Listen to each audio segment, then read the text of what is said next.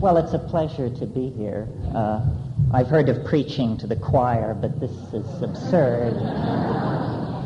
Out of deference to where we're meeting, I'll try to curb my anti-clerical tendencies for the next hour anyway. Before I get into this, I'd like to thank a number of people associated with Earth Trust. Andrew, Matthew, Georgianne, Elizabeth, they're the people who put this event together. Jim Essex is handling security tonight, and we appreciate that. My goodness, a balcony as well. All the usual suspects appear to have been herded into one room. That was a wonderful introduction from Georgianne. I'd love to meet that guy sometime. I accepted this invitation to speak because I think what the Earth Trust Foundation is doing is not only very important, but I also perceive the potential for a pun in their name. And I'll talk about that a little this evening. I think we're living through extraordinary times, even more extraordinary than usual over the past couple of years.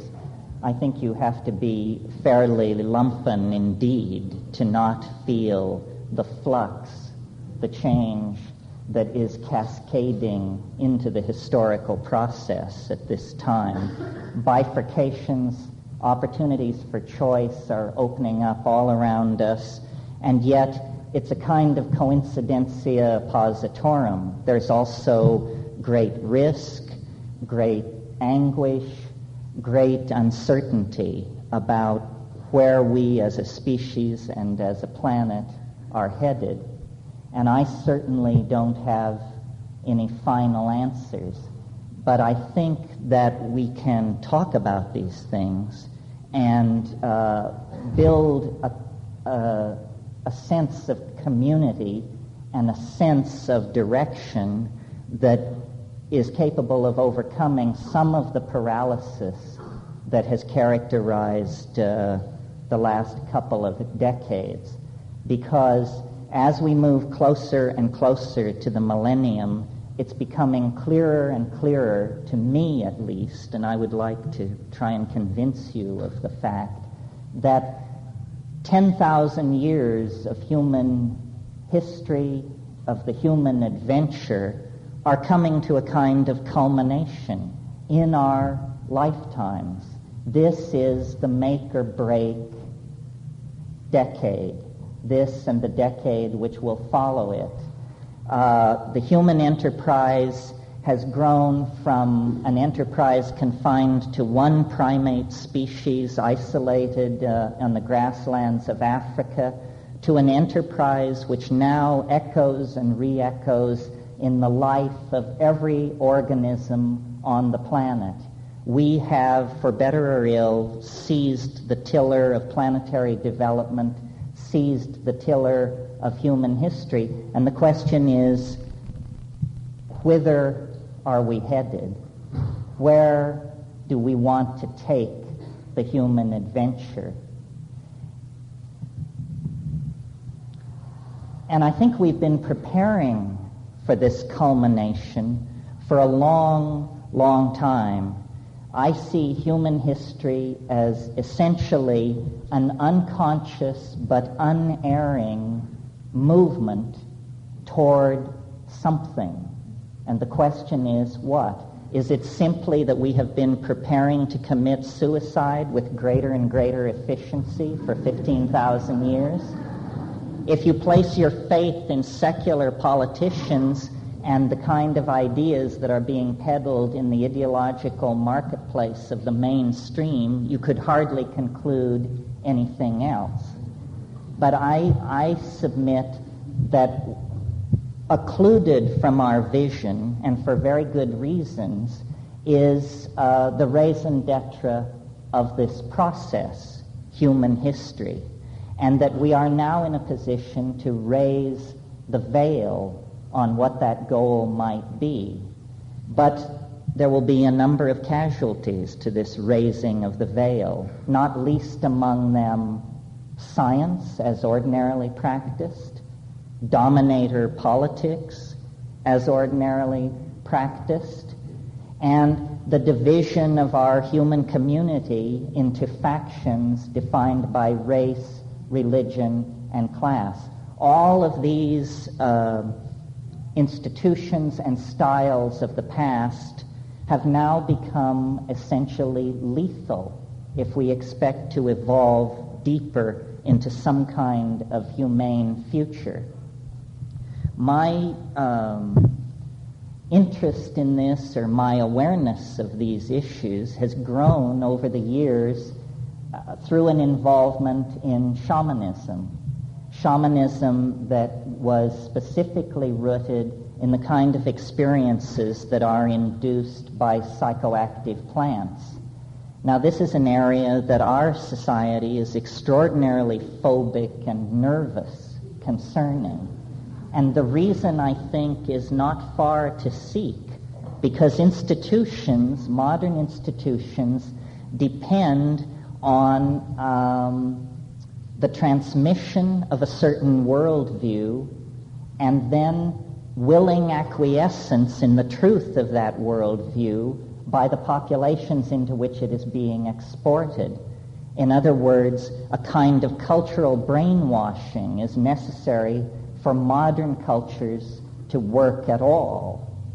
And the consequences of the acceptance of this situation of brainwashing is further acceleration toward catastrophe. Many people are in anticipation of a kind of apocalypse, a kind of complete breakdown of social institutions and ideals. And I must say to you, the apocalypse is not something which is coming. The apocalypse has arrived in major portions of the planet, and it's only because we live within a bubble of incredible privilege and social insulation that we still have the luxury of anticipating the apocalypse. If you go to Bosnia or Somalia or Peru or much of the third world, then it appears that the apocalypse has already arrived. And I wonder then,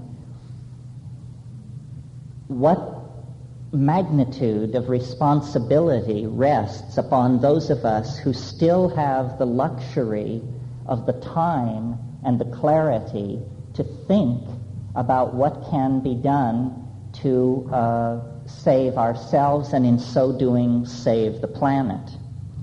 And the conclusion that I've reached, and it's not easily condensed into a bumper sticker, unfortunately, is that we have to, this is something that I evolved in my own personal life, which is when you lose the thread, when you become confused, the best strategy is to think back to the last sane moment that you knew and then act from there. And this is an impulse that affects societies as well as human beings. This year we celebrate the 500th anniversary of the discovery of the New World, our world. Now, that was a historical event essentially financed by Italian banking families and the spin-offs of their enterprises. They created a world on the wreckage of the collapse of the medieval Christian eschatology based on classicism. And that model has survived and functioned fairly well up into the 20th century. This is a standard impulse within a society, to go back to an earlier time and to create new models and new institutions based on an ever more ancient past. Now, our situation is global and extreme. And so when we reach back into the past for a model, we have to pass over Greece. We have to pass over dynastic Egypt. We have to go back to a time before history, before the fall into hierarchical dominance, before city-states, before slavery, before advanced technology, before agriculture. And when we go that far back into time, we discover a world that until very recently was completely incomprehensible to us, a world that it was thought of as primitive, simplistic, childlike, as late as the 1950s, and for many people unto this moment. But careful analysis of these Aboriginal societies leads to the conclusion that history is a dysfunctional state of some sort. History is an act of brutish insensitivity, only achievable through an act of self-limitation from the demands and the inspiration of nature. And I reach these conclusions basically as a rationalist. I think that, and this is based largely on the content of the psychedelic experiences that I have had and that I have had described to me, not only by Aboriginal people, but by people such as yourselves. Apparently there is a great discovery or insight which our culture is deliberately designed to suppress, distort, and ignore. And this is the discovery that nature is some kind of minded entity, that nature is not simply, the random flight of atoms through electromagnetic fields. Nature is not the empty, despiritualized lumpen matter that we inherit from modern physics, but it is instead a kind of intelligence, a kind of mind. And as long as we were embedded in this mind, as long as we were a part of its purposes and processes, harmony existed on this planet between human beings and the rest of nature, between men and women, between adults and children, and within the human individual. And the reason that this harmony was able to maintain itself for perhaps 25 times the duration of history is because it honored and balanced all the components that created it. Now, in my book, Food of the Gods, I put forth an elaborate reconstruction of evolutionary theory based on the idea that psychedelic compounds, specifically psilocybin, were what kept us in this dynamic balance with the mind behind nature.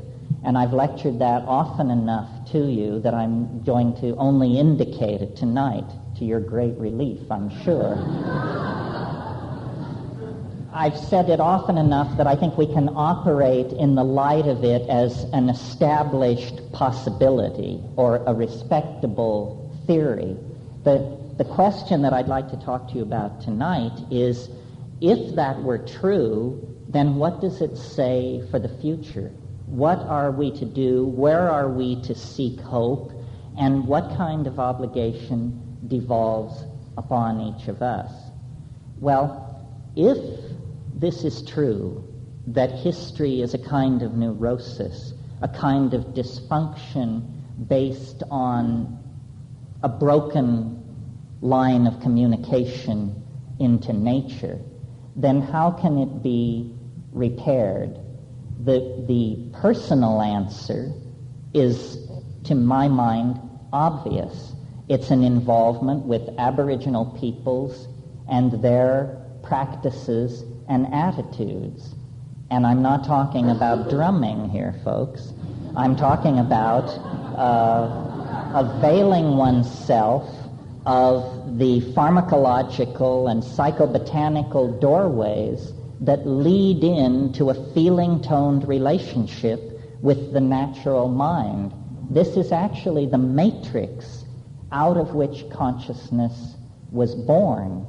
We find our way back to it through the judicious use of psychedelic plants. And I think I have made that point enough times that I don't have to repeat myself.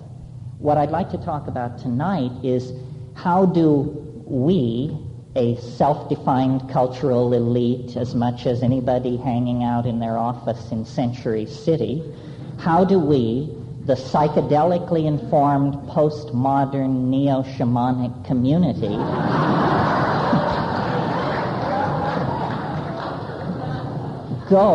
move from being a tolerated and somewhat loathsome fringe population to a voice in the dialogue here in anticipation of the end of the world that can be heard. How do we do that? Well, I think that there are a number of possibilities, and I always enjoy making this point in this town particularly, because this is the city of the graven images, not in gold and stone, but in film and light. This is the meme engine of the Western world. Those of you who work in media know the power of the word. As it is said, so shall it be.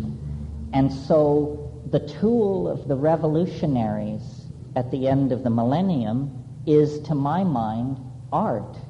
Art which connects people, which transcends the mundane, and which empowers hope. And, of course, it can have many forms and occur in many media, but it must be true to itself. It must be true to the thing we were before the descent into history. And I don't see history entirely as a pathology. I see it, the story I like, which seems to me to illuminate the situation, is the story of the prodigal son. We, Western civilization, we are the prodigal son. We left the confines of the family of nature, and we made a hellish descent into intellectual limitation, into matter, into model building that was deliberately self-limited. We exorcised the spirit from our model building.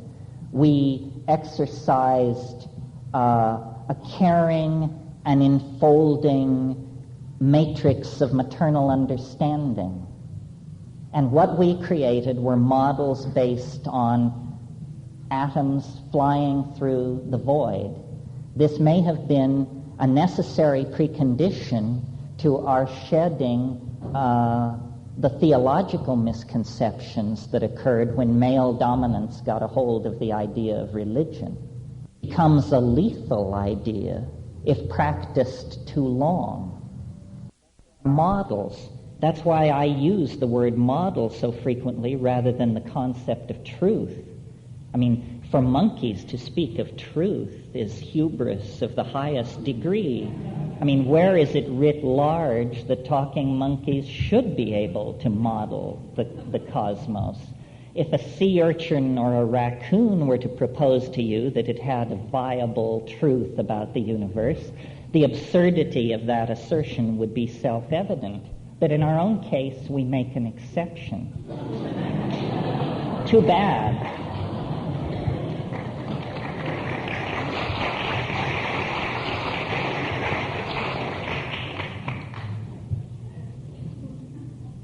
So now, what is happening after 25,000 years or 15,000 years of agriculture is that the processes that seemed eternal, the processes of tilling the fields, smelting metals, establishing markets, cutting deals, so forth and so on, have in our lifetimes emerged as self-limiting processes.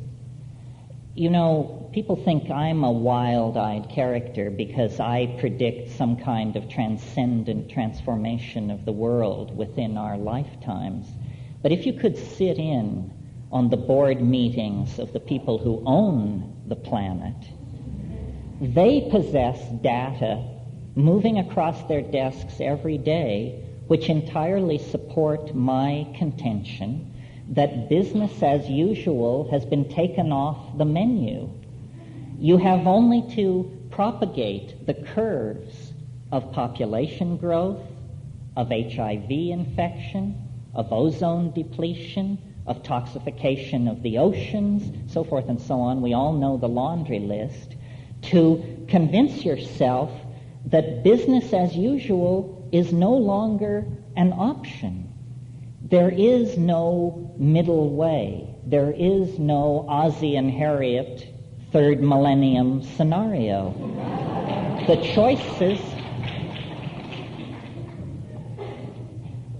choices are either a hideous, nightmarish world, a Soylent Green kind of world, a world where people of privilege defend that privilege with tremendous establishments of armament and propaganda, and the rest of the world slips into poverty, starvation, desperation, and death. This is the kind of world that rationalists fear. And it's also the only kind of world that they can imagine because they are bankrupt of inspiration and ideas. And so the entire effort of the establishment has become one of holding down panic, keeping the ball in play, keeping ordinary people and ordinary populations quiescent through drugs which are not psychedelic, through forms of media which are not transcendental and inspiring, but which are narcoleptic and deadening. I won't name any names here. And this is the fiction that we live in, and this is why our situation feels so schizophrenic. And of course, as we go through this presidential election, the contradictions are heightened almost to the point of nausea, because what is under discussion is what manner of fine-tuning shall be applied to the social machinery in order to make it possible to hold together the illusion of business as usual. And the answer is there is no such fine-tuning. It's all finished.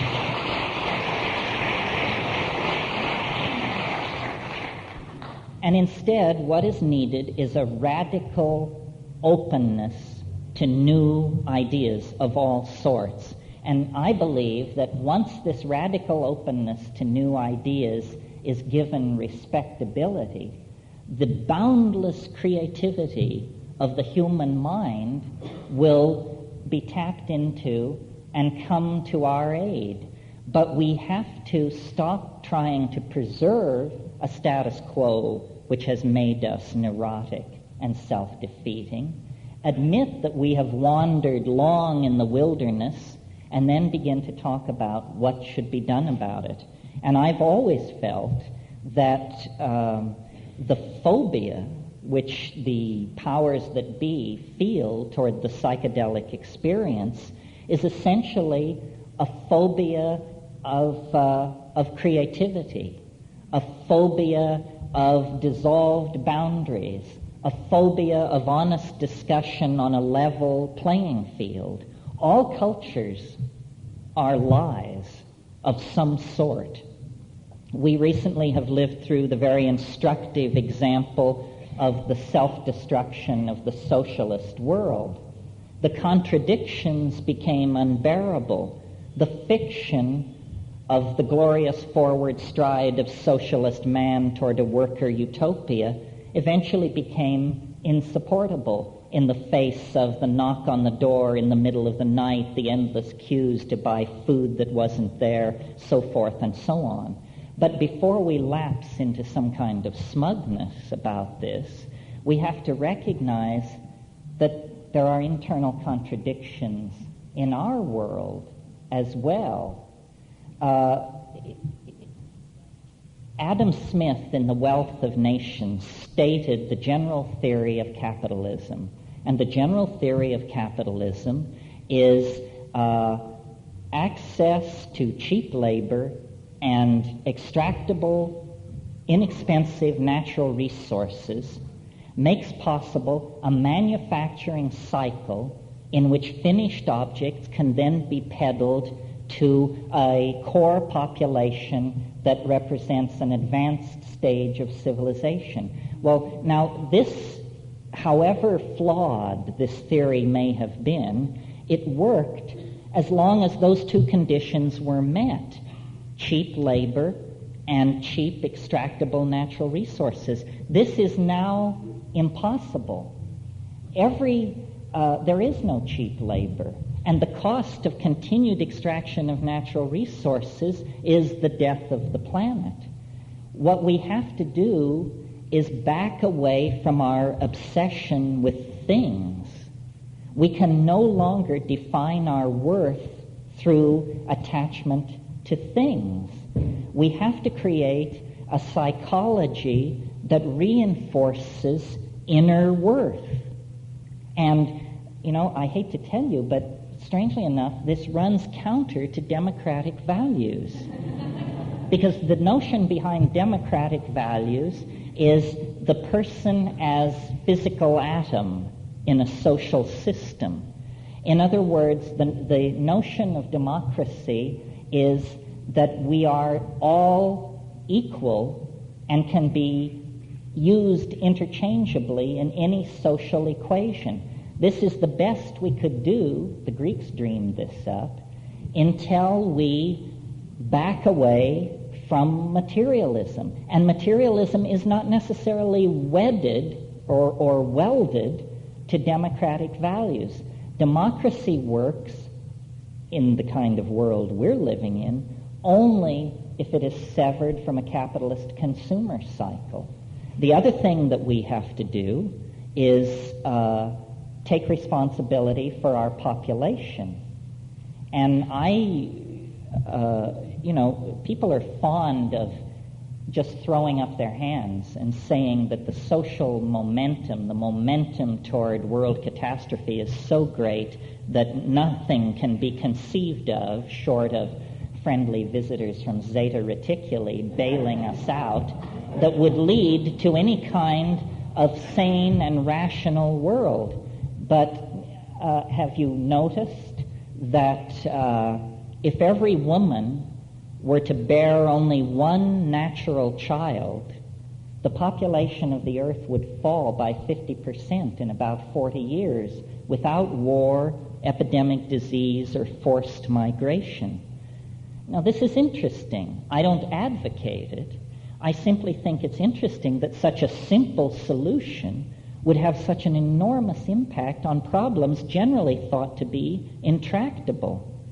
I discussed this idea with demographers, and they pointed out to me, and some of you have heard me say this before, but I think it's worth repeating, a woman on the Upper East Side of New York or in Malibu who has a child, that child will have between 800 and 1,000 times more negative impact on the environment of the earth than a child born to a woman in Bangladesh. Where do we preach birth control? Bangladesh. Why do we do this? Well, I'm not sure.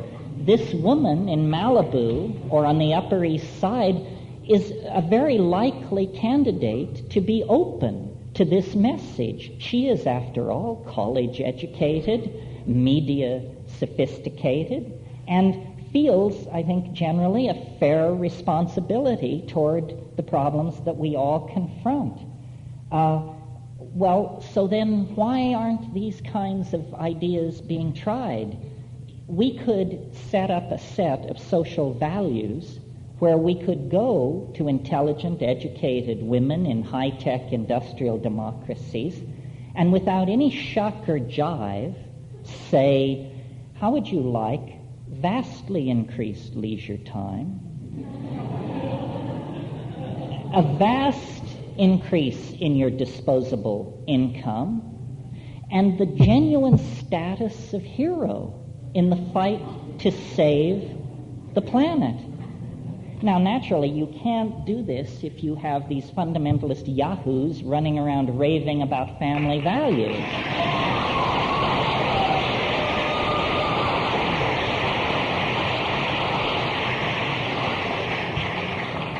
But hopefully these people are going to be shipped back to whatever syphilitic, Bible-pounding rat hole they all came out of in the first place.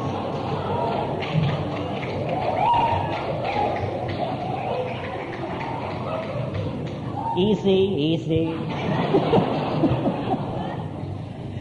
So I was puzzled as I explored this idea, wondering not why it hasn't been tried, but why I've never heard it even discussed. And it came to me, finally, it's because nobody has figured out how you make a buck in a situation of retreating demographics like that.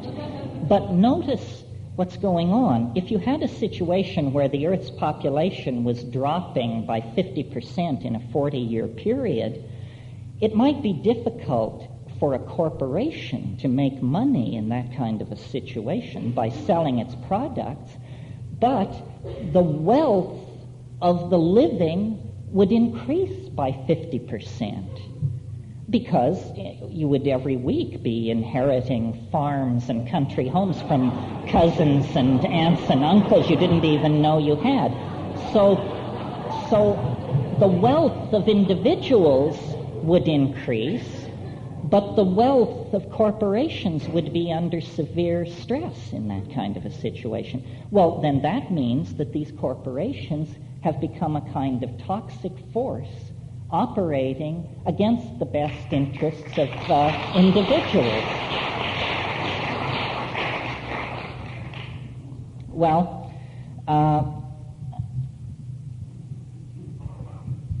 now, the other thing is, and this is sort of a switch in tack, the dematerializing of our lives is, I think, another area where we could make a significant conscious contribution to at least pumping the brakes on the approach toward the passing of a fail-safe point. And that means exploring such admittedly odious possibilities as virtual reality, where light replaces matter and code replaces computer codes, and this sort of thing replace the manipulation of matter by the kinds of crude technologies that we have grown accustomed to. I can imagine a world where we commit ourselves not to something like Star Wars, but if the technical mentality must have a bone to chew on, then let's set a global or national technical goal of producing, by the year 2005, say, a technology which results in something which looks like black contact lenses which are installed in the eyelid such that when you close your eyes, menus hang in space. The entire culture could be dematerialized and downloaded into an electronic virtual culture that would nowhere come tangential to the Earth and require very limited resource extraction.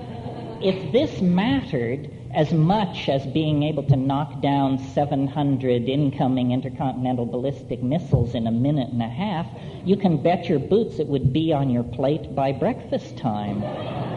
It is within reach. It's simply that we are not organizing ourselves to save ourselves. We are organizing ourselves to deny our dilemma and to continue the fiction of business as usual. And the only catalyst that I personally, in a lifetime of experience, have encountered that can change us quickly enough to set us moving in these new directions is the psychedelic experience. If hortatory preaching could do it, then I would think the Deer Park sermon at Sarnath or the Sermon on the Mount would have been the turning point. And obviously, those were just speed bumps on the way to the apocalypse. So what is necessary, you see, is to address the organism, to address experience. And the way it is done is by dissolving boundaries. Because the reason we are able to sit here tonight without freaking out completely about the situation that we're in is because we have incredible barriers against a full assimilation of the information that is available to us right now. I mean, the fact that we can maintain our sanguinity and look at something like the AIDS epidemic means that we are emotionally numb to threats to our very existence. I mean, the African continent is truly in danger of becoming an empty continent through disease. I don't want to see an empty tropical world inherited by re-empowered honky men 50 years in the future. I think that would be an obscene denouement to the AIDS situation. These sorts of things are intolerable. We have the technological ability, the financial punch, even at this late date in the mismanaged Republican game, to change the world. What we seem to lack is the means, the ability, the chutzpah, whatever it is, to change our minds. We must change our minds, each and every one of us. This election, they're screaming, change, change. And when you look at the minuscule differences that you're offered, and people say, my God, you're not going to knock Clinton too, are you? No, I'm for minuscule change in the absence of any other possibility. But only because I think it will make it easier for us to do the larger business of radically transforming society.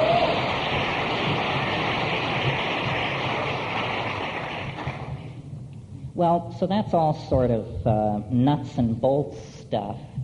And I wanted to sort of talk about that for a while, and then I wanted to change my focus because above and beyond the practical things that we can do collectively and individually, I think we also have to seriously rethink our first principles.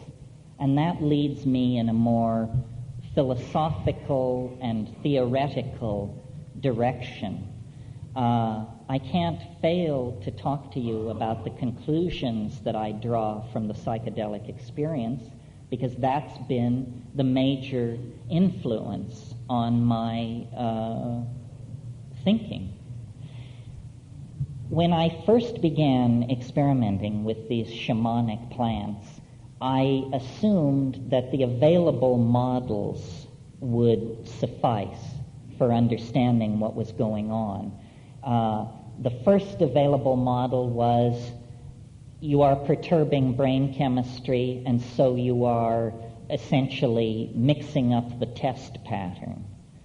That theory could be dispensed with about 30 minutes into the first experience, because these experiences are not chaotic in the old sense. They are coherent, architectonic, transformative. They are not the antithesis, but the quintessence of meaning. Meaning is enhanced, not obliterated. So then I moved on to a kind of Freudian expectation. These psychedelic plants and compounds must be a kind of instant psychotherapy, a catalyst for the study of personal neurosis, a tool for the recovery of traumatic memory, so forth and so on. All true, but woefully inadequate to the totality of the experience, much of which seems to lie far outside the parameters of some notion as cheerful as instant psychotherapy. Okay, so then jack the metaphor slightly higher. It must be then that it was not Freud but Jung who was right. And so it must be that this is an insight into not only my personality, my past, my trauma, but a collectivity of myth, of expectation that is written into the mammalian and primate genes that we carry in our bodies, and that these vast forms glimpsed in the psychedelic dimension are in fact the archetypes of Jung. They are the overstructure of the mass psyche that arises out of our physical and mental organization, and around which language crystallizes various cultural interpretations in which we then take up residence and cheerfully and unthinkingly live out our lives. Well, turns out that also is completely, while true, inadequate to the sum total of the experience.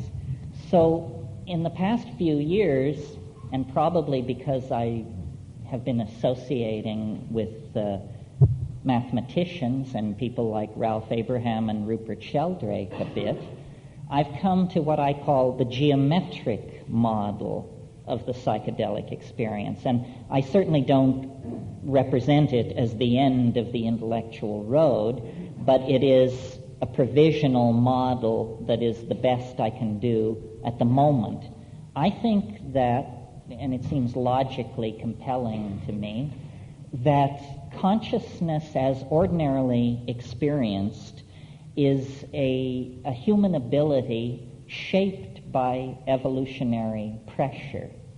And since evolutionary threat and harm usually comes at us in three-dimensional space, this is where consciousness has been forced, really, to concentrate and define itself. Now, lest I'm not making myself clear, let me restate it.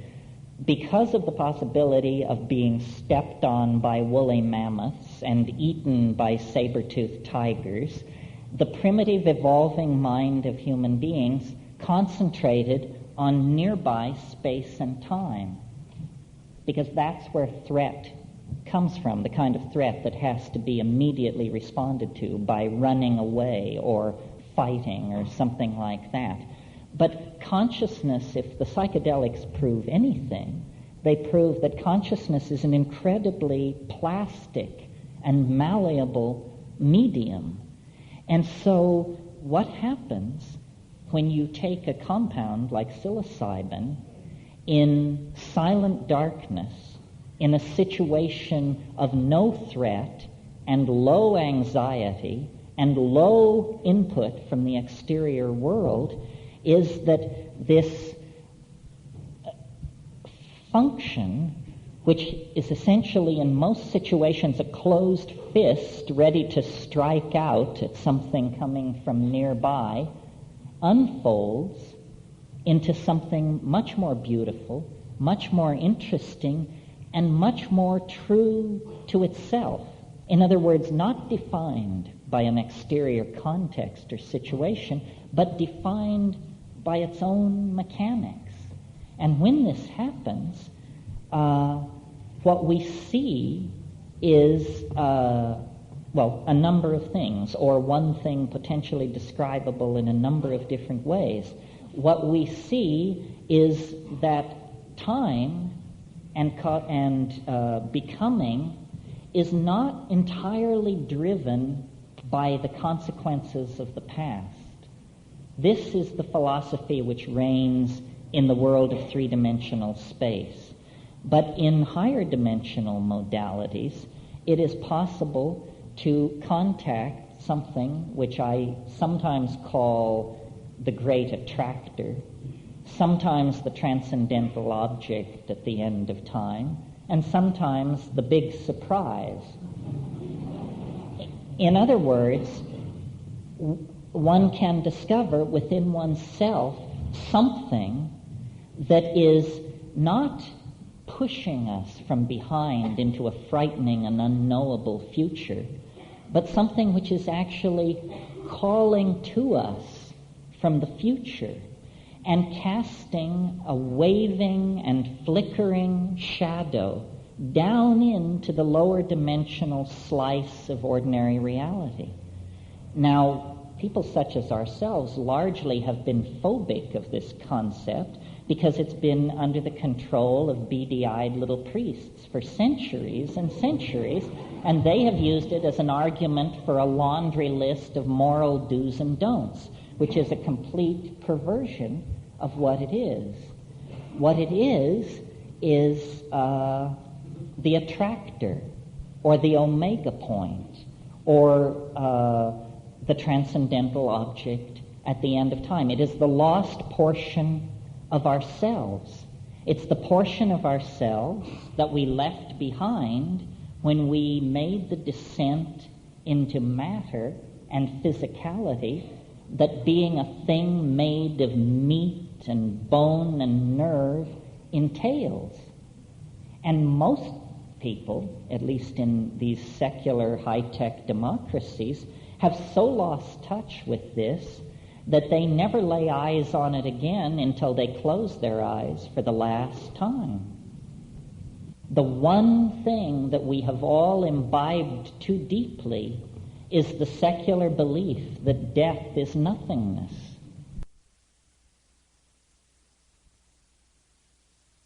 We are left to fall back on the schemes of the secular politicians and the managers. And these are the least worthy among us to lead us anywhere. Culture is a kind of diversion, a kind of entertainment that takes us away from the real business of being. And the real business of being is to cultivate the thing within ourselves which is most like this radiant, attractive force that is drawing all organization into itself. Well, what is it then that we must cultivate within ourselves in order to reflect and do honor to the attractor at the end of history? Well, I think that it's love. That without love, all this intellectual circumlabration and all this linguistic diddling with interior images is flawed and narcissistic. Love is not easily comprehended, perhaps not comprehensible at all. It is a mystery into which we are being absorbed. And at the absorption into the true unfolding of the mystery of love, life and death, history and the eschaton, the aboriginal and the secular are all melded into one. This is happening to us. It's a cliche of modern journalism to say that time is speeding up. It's thought of as a metaphor. It is not a metaphor. The crisis that we are experiencing is in part a crisis in ourselves, but it's also a crisis in the physics of the physics in which we are embedded. You see, to account for history, I think you have to stand the standard model of what the universe is completely on its head. The standard model that we inherit from physics opens with something called the Big Bang. Interestingly, the way science operates is it says, give us one free miracle, and then we can explain everything.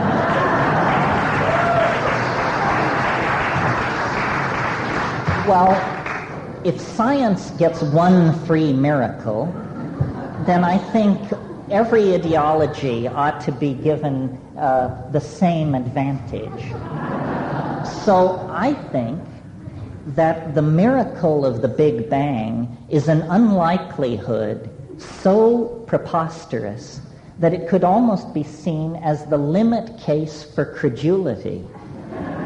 What I mean by that is, if you can believe that, you can believe anything. I mean, if you believe that the universe sprang from nothing in a single instant from an area considerably smaller than the cross-section of a gnat's eyebrow, then I'd like to talk to you after the show about purchasing a large bridge across the Hudson River that's been in my family for generations.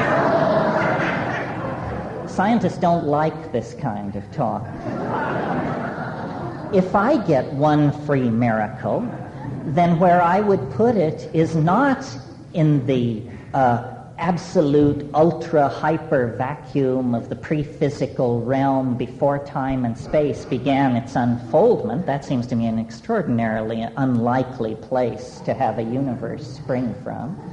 I think the place to put the free miracle is at the in a domain in which there are many kinds of energy, many kinds of motion, many forms of organization, inorganic, organic, social, aesthetic, psychological, so forth and so on. In other words, a world somewhat like our own. And so I believe that we are actually moving toward the culmination of history which all these cockeyed religions actually promised. It's just that they so distorted the vision in order to get their moral laundry list tagged onto the thing that it became oppressive and unrecognizable. But you see, if there were only chipmunks and wildcats and cockroaches on this planet, then Darwinian evolutionary theory as modified by molecular biology would be completely adequate to explain the situation. It is ourselves that overturn that cheerful model of what is going on. We represent a breakout from the rules of organic nature and evolution that is no mere small exception, because whatever this breakout that we represent is, it has become the dominant force shaping the planet. Well, what is it? It's that history is the shock wave of eschatology. I think of the surface of a pond, and the time before history is the surface of that pond at absolute equilibrium, calm, mirror smooth. Well then, the surface of the pond begins to churn and ripple and froth. Why? Because something enormous is moving beneath the surface. Something is about to break the surface. History is that agitation of the pond of time. All these migrations, technologies, civilizations, martyrs, saints, kings, fiends, all of this language, poetry, propaganda, these hideous paintings with people's eyes rolled back in ecstasy, the architectonic forms, all of this is an anticipation of something literally unthinkable, but something which invades our lives, our dreams, our psychedelic experiences with increasing urgency, because we are being pulled toward it at a faster and faster rate. This is what the psychedelic experience in the modern context reveals, because really, in my notion, the shaman is a geometer, a hands-on geometer. And what the shaman is doing is rising out of the plane of mundane cultural existence. Mircea Eliade uses the wonderful phrase, rupture of plane, to describe the voyage of the shaman up the trunk of Yggdrasil, the cosmic world ash. Well, this rising out of the plane of sanctioned mundane existence literally gives a higher perspective. And what that higher perspective shows is the flow of information out of biology into the epigenetic domain of language, song, drama, mask making, and then writing, sculpting, and then electronic data transfer, so forth and so on, and then the flowing forward of these self-reflecting noetic activities into the domain, the field, as it were, of this transcendental object at the end of time, which cannot be, at this point in history, defined because it is below the event horizon of the historical process. All that we can see of it at this point in time is the rosy glow of its promise. Dawn is breaking over Jerusalem. The east is streaked with red. And, every click of the cosmic clock brings us closer to the process for which the planet called us into existence. This is the revelation of the Gaian mind. This is the end of the fiction of civilization and the return to a kind of symbiotic dynamic with a mind whose depth and dimensionality cannot be known by the primate mind of human beings. We are literally moving into the field of a mystery. In fact, its hold on us is now so great, the channel so straight, the walls so steep, that there can't be any turning back. This is the process that was served by the chipping of the first flint, the raising of the first temple, the offering of the first sacrifice, and we now are in a position to understand this, to appreciate this process, and to communicate it to other people. Because without this model, I've racked my brain, I don't think there is a way to make sense of what is happening to the world.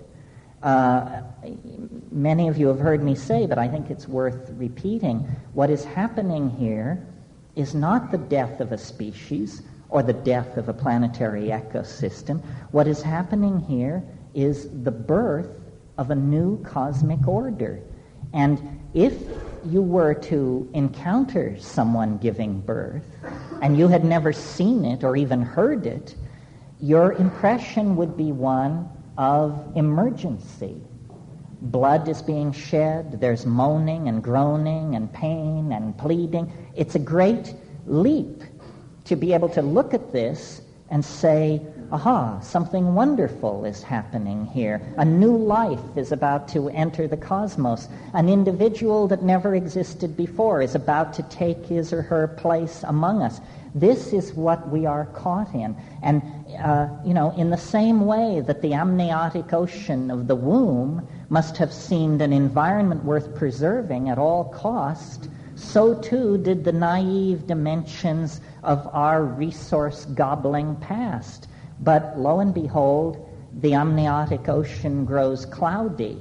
The food is no longer being delivered effortlessly through the umbilical cord. In fact, the walls are closing in on us. And there is a sense of suffocation, of hopelessness, of impending catastrophe, because we are now in transition. We are in the planetary birth canal of a new order. And the best advice anybody can be given at this point, I think, is hang on, Hannah. You simply must believe, because there can be no going back now, that ahead of us lies an unimaginable world characterized by varieties of freedom and opportunity that it would be preposterous for us to attempt to conceive of at this point, except through the glimmering scintillas of anticipation that come to us from eternity, through dream, through prophecy, through the psychedelic experience. And if we trust in what we know and communicate this empowering vision and act as though it all depended on us and our acts of collective caring and attention to each other and the earth, if we act that way, but know that that is a fiction and that actually we are part of an unfolding process for which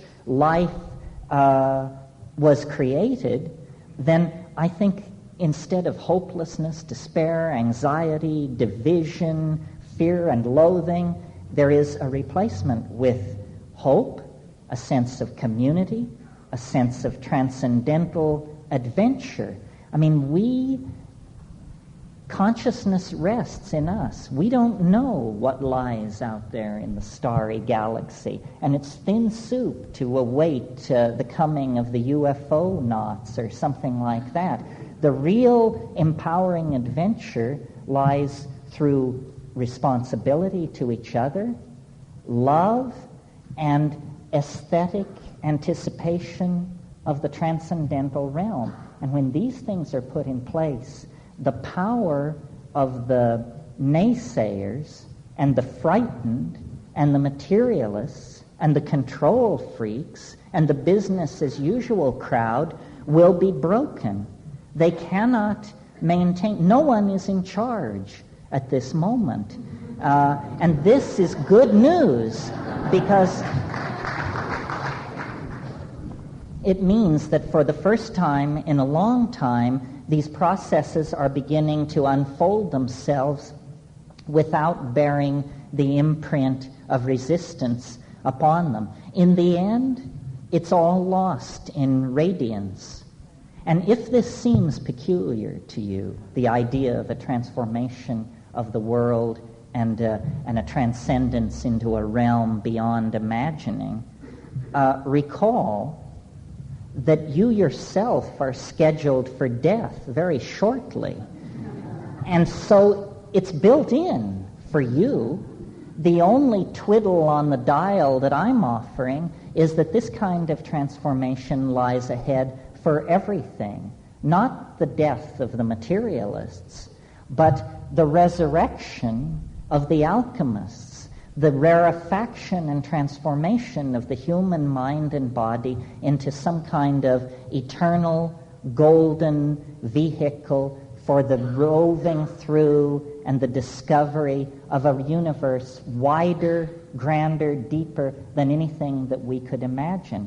And to preserve its power and its transformative essence, we have to keep it away from moral prescription, from too clear a definition. It is not an unsolved problem. It is a mystery, and closure kills the heart of the mystery. So we have to embrace this uncertainty, not as a problem to be overcome, but as an opportunity for shedding our pasts, shedding the monkey, shedding the bad habits of history that have accumulated, and moving into a world that is literally beyond our wildest imaginings. It can't be any other way.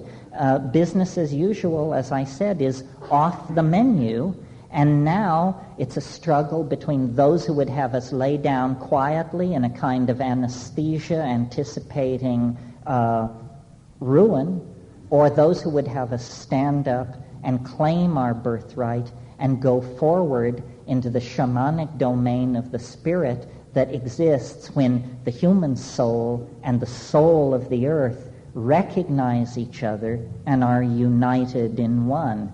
And this is coming.